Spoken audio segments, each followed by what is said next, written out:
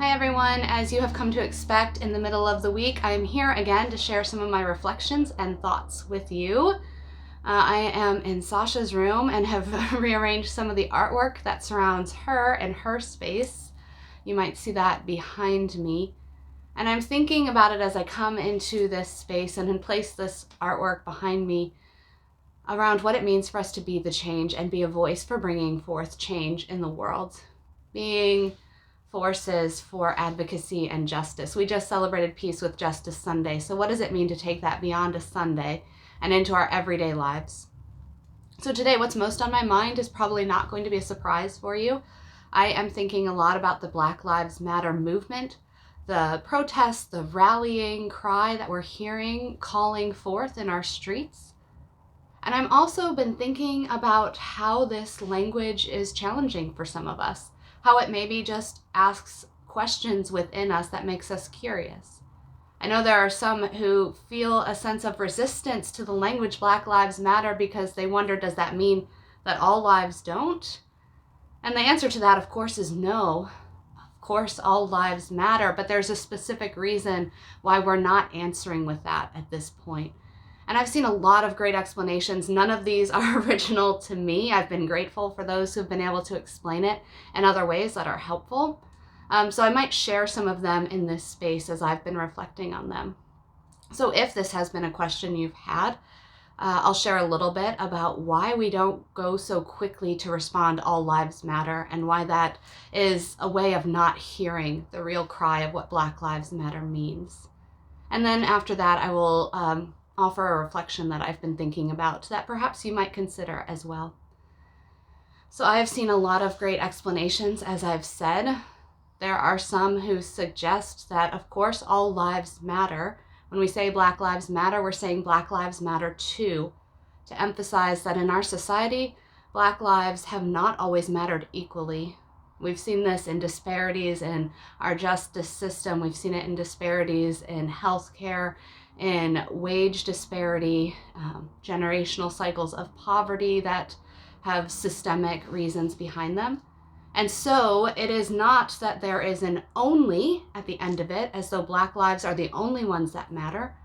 Instead, it is a supposed to draw attention to the fact that we have not always, we society, big society, we have not always valued the worth and dignity of Black or brown lives as much as we have those with lighter skin. The other explanation that I've seen, and I've seen a lot of them, like I mentioned, is that it's a little bit like it's okay for us to be specific. We are specific in a lot of things. We have specific causes that we take up.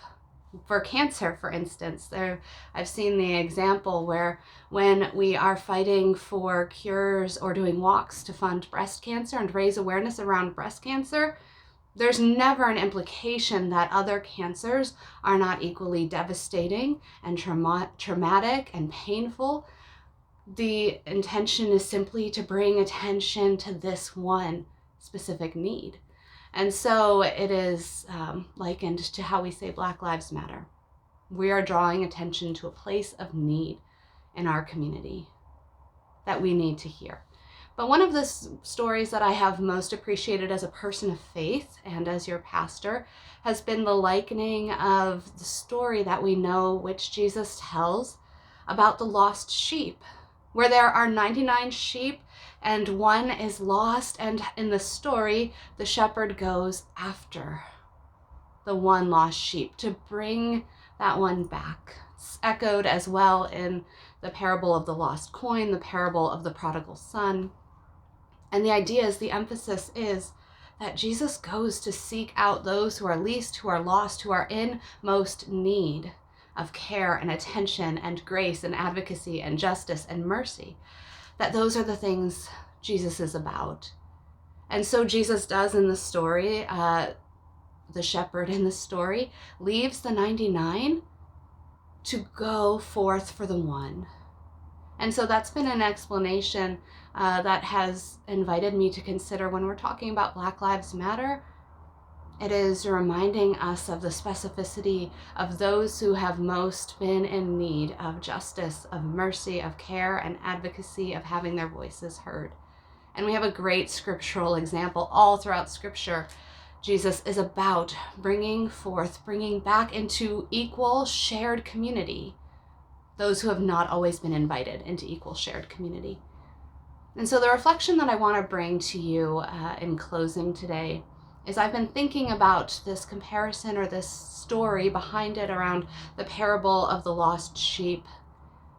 And I started to wonder what would happen if the 99 sheep followed the shepherd to bring back the one together. That if it wasn't just leaving it up to the shepherd to do the work, but if all 99 followed.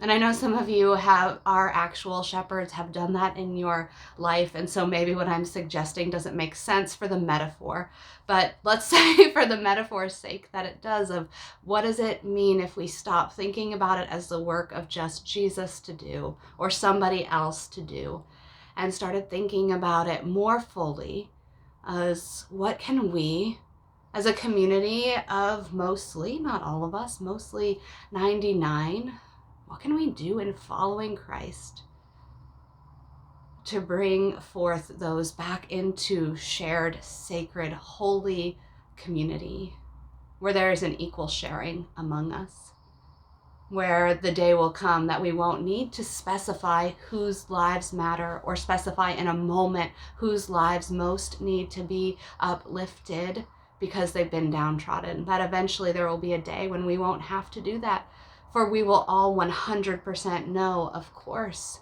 none of us will ever doubt if any life matters more or less than another. And so that is the tie-in to why I moved some of the artwork behind me that Sasha has in her room of Be the Change, Go and Change the World. Well, go and change the world, girl, is what it says. Whoever you are, go and change the world. Let us be about that. And so I invite you to consider if these words challenge you, to let ourselves be challenged. They've challenged me before as well, and so leaning into it, wrestling with those places of resistance within us, and remember that God calls us forth, that it's not just the shepherd who goes, but perhaps we as all community, as disciples of faith, might go, that we might know the goodness of grace, not only for the one, but realize that when that one is brought back into full community, goodness of grace is multiplied for the whole community. And there's celebration for all if we remember the story of the prodigal son and the celebration that might follow if we're willing to give ourselves into it. So that's my reflection for you today. I give thanks to you for listening. I give thanks that you are people about bringing forth peace and justice in the world, about being the change that we hope to see when God's kingdom comes in our midst. Take care.